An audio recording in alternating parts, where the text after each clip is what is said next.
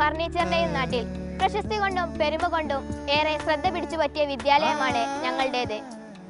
1920 സാമൂതിരി രാജവംശത്തിലെ മാനവേദൻ രാജ സ്ഥാപിച്ച ഈ വിദ്യാലയം 1978 സർക്കാർ സ്ഥാപനമായി.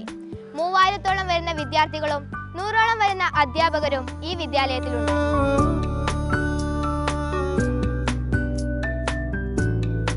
മുൻ കേരള വിദ്യാഭ്യാസ മന്ത്രിയായിരുന്ന ശ്രീ UA ബീരാൻ സാഹിബ്, പ്രശസ്ത സാഹിത്യകാരനായ OV Vijayan, Padma Bhushan doctor PK Warrier, മുൻ ഇന്ത്യൻ അംബാസിഡർമാരായിരുന്ന MK Vellodi, MA Vellodi, retired Karnataka DGP KCK Raja, സർവകലാശാലയുടെ ആദ്യത്തെ വൈസ് ചാൻസലറായിരുന്ന KCK രാജ തുടങ്ങിയവർ ഈ വിദ്യാലയത്തിന്റെ ശിഷ്യസമ്പത്താണ്.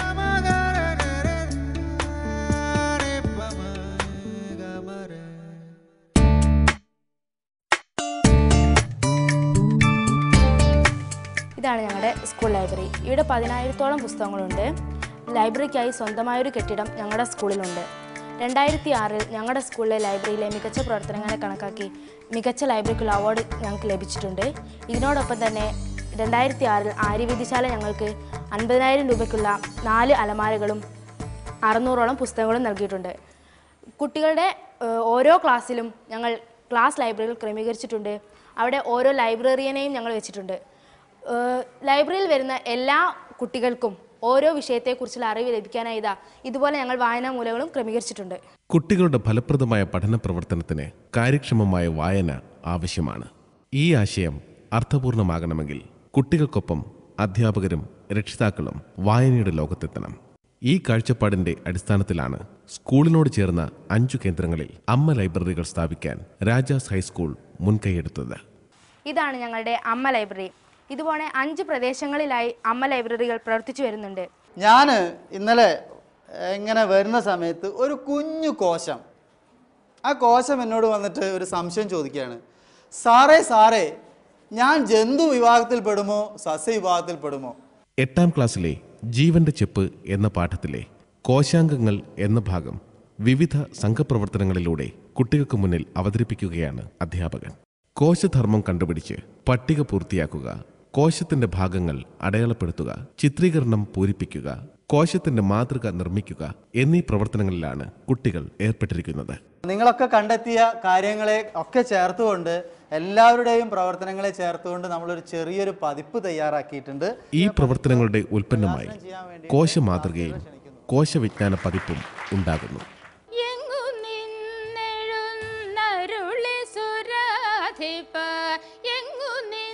സ്കൂളിലെ സംഗീതാധ്യാപികയും കഥകളിയിൽ പ്രാവീണ്യമുള്ള അധ്യാപികയും ചേർന്ന് കഥകളിയുടെ ഡെമോൺസ്ട്രേഷൻ ക്ലാസ് നടത്തുകയാണ്. 10ാം ക്ലാസ്സിലെ ദൃശ്യകലകൾ എന്ന യൂണിറ്റുമായി ബന്ധപ്പെട്ടാണ് ഈ ക്ലാസ് അരങ്ങേറുന്നത്.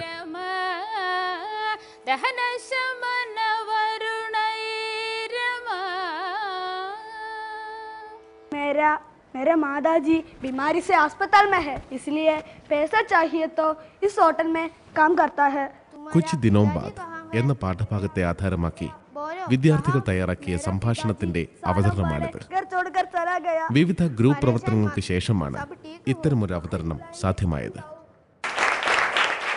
ഞങ്ങളുടെ ജ്യോതിശാസ്ത്ര ക്ലബ്ബാണ് സാർക്ക്. ഇതിൻ്റെ പൂർണ്ണരൂപം സ്റ്റുഡൻസ് ആസ്ട്രോ ക്ലബ് എന്നതാണ്. ഞങ്ങൾക്ക് 3 ലക്ഷ്യങ്ങളാണ് പ്രധാനമായിട്ടുള്ളത്. ആസ്ട്രോണമിയെക്കുറിച്ച് സ്വയം പഠിക്കുക എന്നതാണ് ആദ്യത്തെ ലക്ഷ്യം.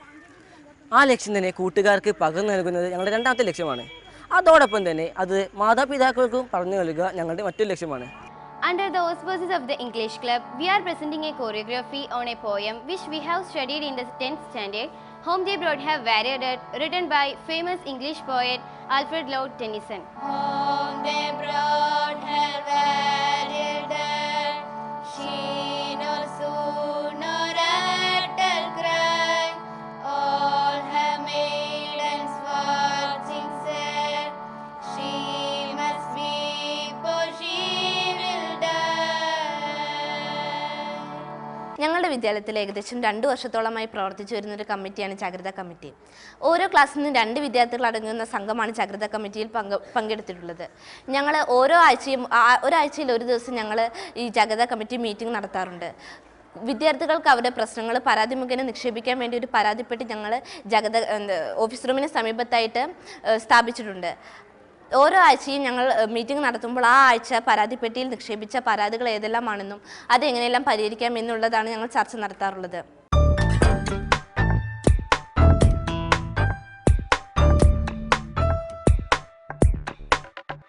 പ്രവൃത്തി പരിചയ ക്ലാസുകൾ കൈകാര്യം ചെയ്യുന്നതിന് ഒരു അധ്യാപിക സ്കൂളിലുണ്ട്.